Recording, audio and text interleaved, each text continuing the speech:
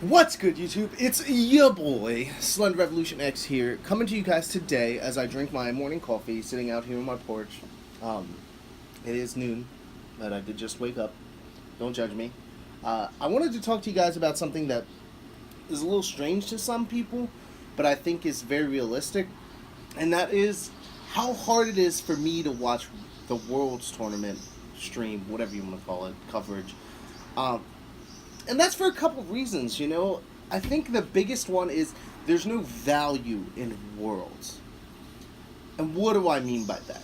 Well, if you're watching a YCS, even North American World Championship qualifiers, everything, every event during the regular season is going to have value to it. It's going to have cards that you can see, tech choices, different ideas that people are putting in different decks, whether something is coming into power more than something else, whether like different things that give you value as a competitive, casual, anywhere in between that value player. I mean, you're looking at decks that come out, things that we wouldn't have seen. I'll just say stuff in the past, like Jeff Jones' Shadal deck in the past were had a lot of value during the regular season, changed the game a lot. Decks that really changed how people play the game.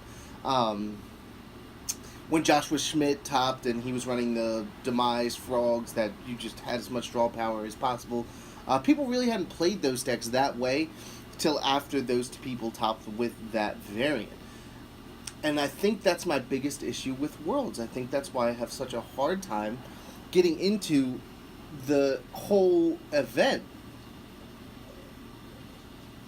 And that's because, that's it. After this event, odds are, remember when Infernities won Worlds? And that deck got destroyed afterwards on the ban list, with Archfiend going to 1. And I think that may have been when Laval Chain got banned. I don't even remember. All I know is, it's I don't want to say it's a waste of time, but you're just watching to watch. Congrats to all the players that made it. It's a long grind to get to Worlds playing this card game, especially because right after Worlds, you pretty much come right back, and you have 2 weeks before you got to jump back into the regional circuit and start winning games, especially if you want to get back there. That's why you don't see a lot of repeat players at Worlds, and when we do see repeat players at Worlds, it's really impressive because it's literally a full-time job. You're looking at people like Jesse Cotton and Ryan Levine and these guys that ground out the regional points to be able to get to Worlds. That's got to be...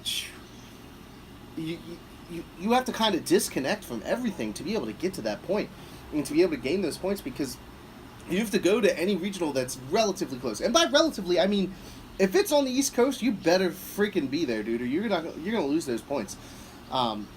But yeah, so I think that's my biggest issue is you can't sit there and watch and be like, wow, this Goki deck, clearly this Goki deck has a lot of innovation. Clearly this Goki deck is running these tech cards that nobody else runs. Probably not the case. Clearly this Trickstar deck, super innovative, super out of the blue, running a lot of innovative things. The issue is you're trying to beat, I think it's 32 other players? I don't know, however many players. You're playing such a small player pool that innovation isn't relative. What you play in a 5-round Swiss event to get you to top cut at Worlds is going to be incredibly different from what you play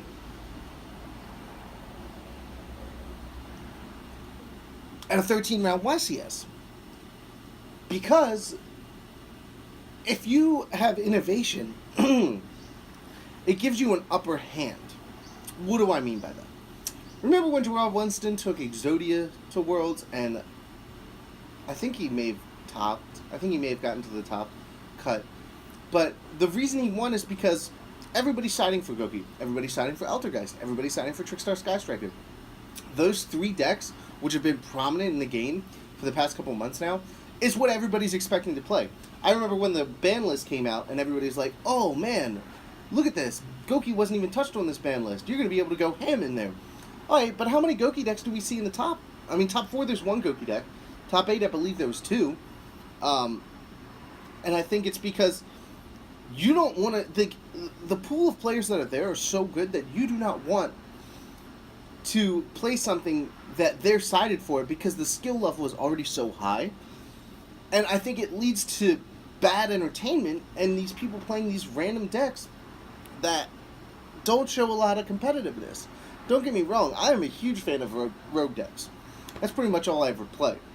But in a world circuit, I want to see the best players versus the best players for what they are. I want to see the competitiveness. I want to see the skill that it takes to pilot some of these decks. And I don't want to see somebody running around there with Exodia. Like, sure, it was... I don't want to say it was smart. He took the idea that nobody's going to be able to be sided for this deck. Played Exodia. Sure. Got his wins. Sure.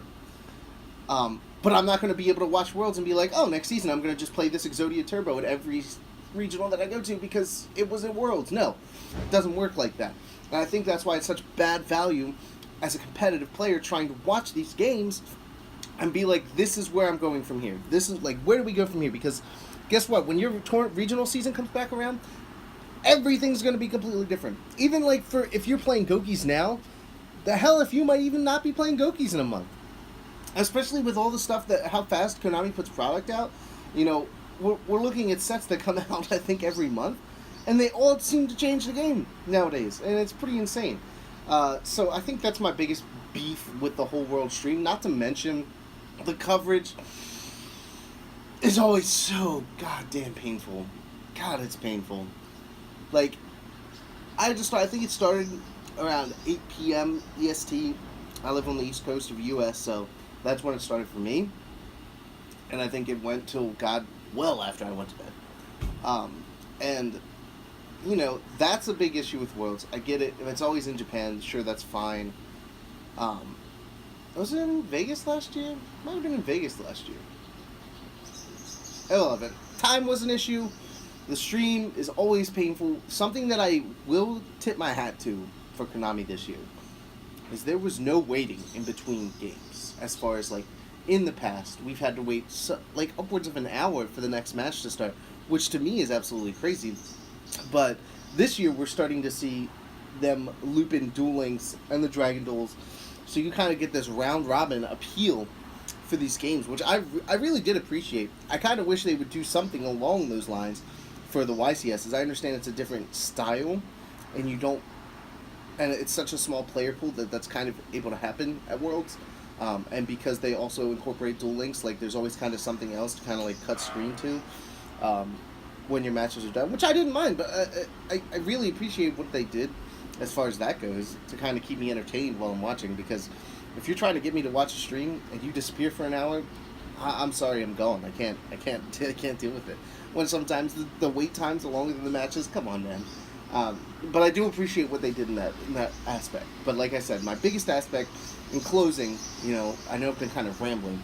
In closing, you know, the biggest aspect for me is there's no competitive value coming out of Worlds. And it's something that we will continue to see. Like, this format isn't going to change. You know, you're not going to see, out of the top 32 players, 25 of them playing Sky Strikers. It's just not going to happen. Everybody's trying to get their edge. Everybody's trying to get their advantage. And I appreciate that. What I don't appreciate is that I can't gain anything from it. For me, somebody who's on the cusp of trying to become, like, who I consider myself right in the middle of casual, competitive, like, the guy that, like, goes to regionals but doesn't always compete well, and competitive player, somebody who's constantly trying to top regionals. I'm right in between that. I'm trying to become a better player, and I don't think Worlds does any of that for me. So, what do you guys think? If you have any ideas, leave them in the comments section below. If you like this video, give it a thumbs up, and if you enjoy the Slendy Talk series, give it a thumbs up. And as always, guys, remember to subscribe to join the revolution today. This is SlenderRevolutionX signing out, and I'll see you guys next time. Thanks for watching.